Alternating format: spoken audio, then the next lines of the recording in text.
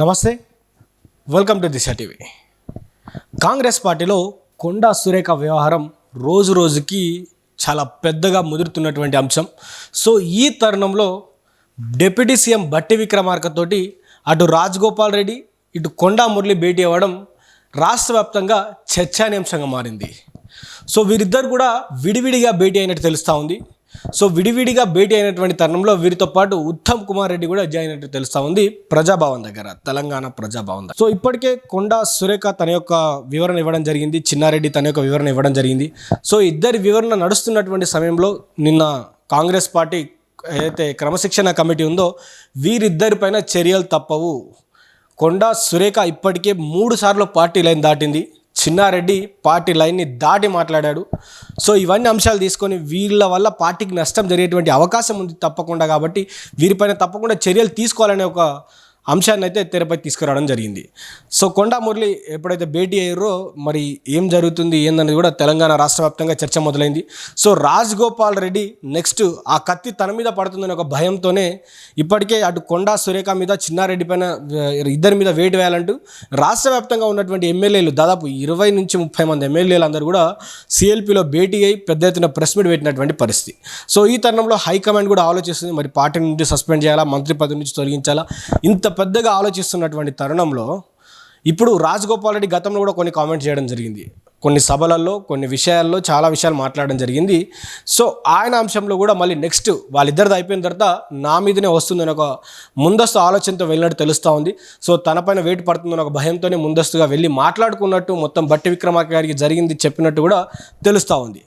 So ఎప్పుడైతే తన భేటీ అయిపోయిన తర్వాత కొండా మురళి గారు భేటీకి వెళ్ళడం జరిగింది. సో కొండా మురళి గారు భేటీకి వెళ్ళిన తర్వాత మీడియాతో మాట్లాడినటువంటి సమయంలో నా కూతురు ఏం చిన్నపిల్ల కాదు, తనకు దాదాపు 36 సంవత్సరాల పైనే ఉంది. సో తనకు ఒక 15 ఏళ్ళ బిడ్డ ఉంది. సో 15 ఏళ్ళ పాప ఉన్నప్పుడు తనకు వరల్డ్ ఛాంపియన్ అయినటువంటి కొడుకు ఉన్నాడు. సో తన ఆలోచనలు తనవి, తన మాటలు తనవి, తనకున్నటువంటి తెలివితోటి తనకున్నటువంటి ఏవైతే తన హక్కు మాట్లాడేటువంటి తనకున్నటువంటి హక్కుతోటి తను మాట్లాడింది. కాబట్టి తన చేసినటువంటి వ్యాఖ్యలకు మాకేం సంబంధం లేదు, తను నా బిడ్డ కావచ్చు కానీ తనకు నాకు ఏ విధంగా సంబంధం లేదు, ఆ మాటలకి పార్టీకి ఎలాంటి సంబంధం లేదంటూ కూడా ఆయన చెప్పడం జరిగింది. ఏం దాన్ని డిస్కషన్ నేను చేయలేదు, దానికి నాకు సంబంధం లేదు, అది నా బిడ్డ ఇష్యూ. 35 సంవత్సరాలు ఉన్నాయి దానికి, ఇలా దాని బిడ్డకు 15 సంవత్సరాలు ఉన్నాయి, వాళ్ళ ఇష్యూ. ఇప్పుడు మేడం మీద సిసిసి కమిటీ ఇచ్చిన నివేదిక ఉన్నది, నేను ఇప్పుడు ఏం మాట్లాడన్నా, ప్లాన్ ఏదో అది ఏం చేసింది, ప్లాన్ బిలో ఏం చేసుకుంటుందో నా బిడ్డకు తెలుస్తుంది, నాకు తెలుస్తుందా అన్న. ఇప్పుడు కవిత గారు పోయారు, వాళ్ళది వాళ్ళు, మాది మేము. ఏదైతే మరి కాంగ్రెస్ పార్టీలోనే ఉంటారా అంటే కూడా మీడియా మిత్రులు అడిగినటువంటి సమయంలో ఎస్ కాంగ్రెస్ పార్టీలోనే ఉంటాం, కాంగ్రెస్ పార్టీలో ఉండడం అనేది పక్క. నేను ఒక బిల్లు విషయంలో డిప్యూటీ సీఎం బట్టి విక్రమార్క గారితో మాట్లాడడం జరిగింది. సో హైకమాండ్ తీసుకున్నటువంటి నిర్ణయం వచ్చేంత వరకు కూడా నేను ఏమీ మాట్లాడినంటూ కూడా ఆయన చెప్పడం జరిగింది.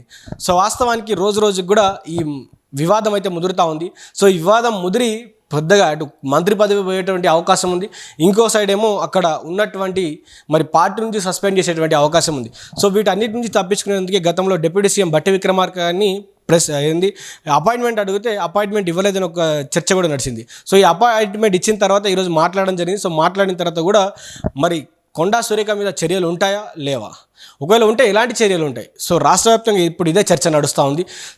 ఒకవేళ నిజంగానే ఒక బీసీ బిడ్డ మీద చర్యలు తీసుకుంటే బీసీ సమాజం అంతా ఎట్లా పోతుంది. సో మనం ఇంకో విషయం కూడా మాట్లాడుకున్నాం, ఒకవేళ బీసీ బిడ్డ మీద చర్య తీసుకుంటే ఆ బీసీ అంశం కావచ్చు లేదా మహిళా అంశం కావచ్చు, ఈ ఇద్దరు అంశాలను కలిపి ఇంకో కొత్త 2 మంత్రులను బీసీ సామాజిక వర్గానికి సంబంధించినటువంటి మంత్రులను తీసుకొచ్చేటువంటి అవకాశం ఉంది. సో అలా కొంత నెగిటివ్ ఏదైతే వస్తుందో ఆ నెగిటివ్ని పార్టీ తట్టుకోవాలని చూస్తుంది. కానీ ఎంతవరకైనా నిజంగా కొండా సురేఖను కానీ సస్పెండ్ చేస్తే బీసీ సమాజం అంతా కదిలేటువంటి అవకాశం కనిపిస్తూ ఉంది. బీసీలో రాజకీయాల్లో కొద్దిగా మార్పులు వచ్చేటువంటి అవకాశం ఉంది. సో నిన్న మొన్న కొన్ని వాదనలు అయితే వినబడుతుంది, అటు జనసేన వెళ్తారు, ఇటు ఏమంటారు బీజేపీలో వెళ్తారు. సో అన్ని అంశాలు కూడా నడుస్తూ ఉంది. సో ఇటు జనసేన బీజేపీ టీఆర్ఎస్ చాలా మాటలు అయితే నడుస్తూ ఉంది. సో దేంట్లో వెళ్తారు, అటు బీఆర్ఎస్ పార్టీలోకి వెళ్తారు, ఇటు కవిత పార్టీలోకి వెళ్తారు, ఇలా చాలా అంశాలు అయితే రాష్ట్ర వ్యాప్తంగా ఓన్లీ కొండా ఫ్యామిలీ చుట్టే నడుస్తూ ఉంది. కాబట్టి సో కొండా ఫ్యామిలీకి సంబంధించినటువంటి అంశంలో అటు కొండా సురేఖ గారిని మంత్రి పదవి నుంచి తొలగిస్తారా లేదా అనేది కూడా వేచి చూడాల్సిందే. ఇప్పుడైతే క్రమశిక్షణ కమిటీ తమ యొక్క నివేదికను ముఖ్యమంత్రి రేవంత్ రెడ్డి గారికి సమర్పించడం జరిగింది. సో ఆ నివేదిక కాస్త హైకమాండ్ దగ్గరికి వెళ్ళింది. సో హైకమాండ్ ఎలాంటి నిర్ణయం తీసుకుంటారు, ఎందుకంటే కొండా ఫ్యామిలీ ఎప్పటి నుంచి కూడా అక్కడ రాహుల్ గాంధీ కానీ సోనియా గాంధీ కానీ అంతకుముందు వారి కుటుంబానికి మొత్తం కూడా విధేయులు ఉన్నటువంటి సమయంలో సో వారు ఒకవేళ నిజంగానే మరి వీళ్ళని సస్పెండ్ చేయాలనుకుంటారా, సో ఇంకో ఛాయిస్ ఇస్తారా, లేకపోతే వార్నింగ్ ఇచ్చి పంపుతారా ఏందనేది కూడా మరికొద్ది రోజుల్లో తెలుస్తుంది, మరికొన్ని గంటల్లో తెలుస్తుంది. ఎప్పుడు ఏ విషయం బయటకు వచ్చేది కూడా తెలియనటువంటి పరిస్థితి. కొండా ఫ్యామిలీ అంశంలో రోజుకి ఈ అంశం ముదురుతూ ఉంది. కాబట్టి చూద్దాం మరి ఏమవుతుంది, ఎట్లాంటి చర్యలు తీసుకుంటారో కూడా వేచి చూద్దాం.